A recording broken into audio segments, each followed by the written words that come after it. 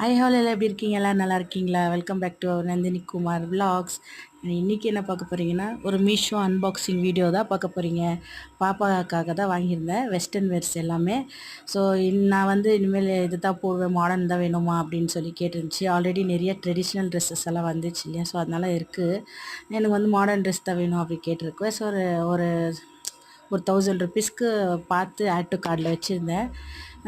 Selection பண்ணி பாப்பா already வச்சுருந்தது, நானும் கொஞ்சம் பார்த்துருந்தேன். நல்லா குவாலிட்டியாக இருந்தது. அதெல்லாம் பார்க்குவேன். நான் சொல்லியிருந்தேன் எல்லாம் குவாலிட்டியாக இருக்கிறதா நான் பார்த்து விசிட் லிஸ்ட்டில் போட்டு அதுக்கப்புறம் தான் நான் வந்து வாங்குவேன்னு சொல்லி. ஸோ இதனால் நான் இதெல்லாம் வாங்கியிருந்தேன். ஸோ சூப்பராக இருந்தது, ரொம்ப நல்லாவே இருந்தது. அண்ட் நல்லா குவாலிட்டியாகவும் இருந்தது. கலர் எல்லாம் கலர்ஃபுல்லாக இருந்தது. ஸோ எல்லாமே எனக்கு ரொம்ப பிடிச்சிருந்துச்சி.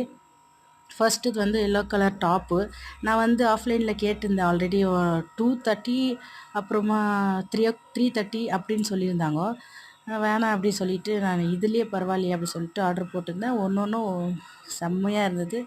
ரேட்டும் நல்லாவே இருந்தது. ஒரு 4 டாப் வாங்கியிருந்தேன். இப்போ வந்து இப்போதைக்கு 3 தான் அன்பாக்சிங் பண்ணுறது டாப்பு. 2 பேண்ட் வாங்கியிருந்தேன். ஆல்ரெடி நம்ம மீஷோவில் வாங்கி பேண்ட்டுங்களெல்லாம் காமிச்சிருப்பேன்.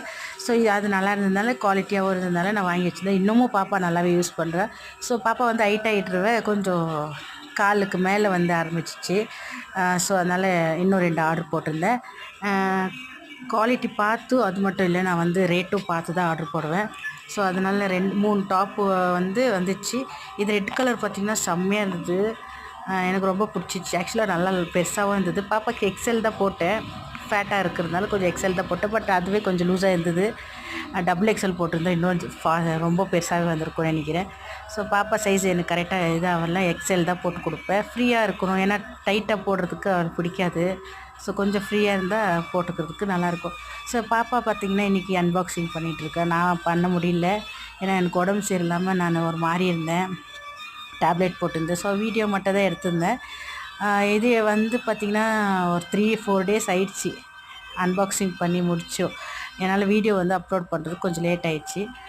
ஸோ இந்த பேண்ட்டெல்லாம் சூப்பராகவே இருந்தது, குவாலிட்டியாகவும் இருந்தது. நான் எக்ஸல் தான் சொல்லியிருந்தேன், எக்ஸல் தான் பண்ணியிருந்தேன்.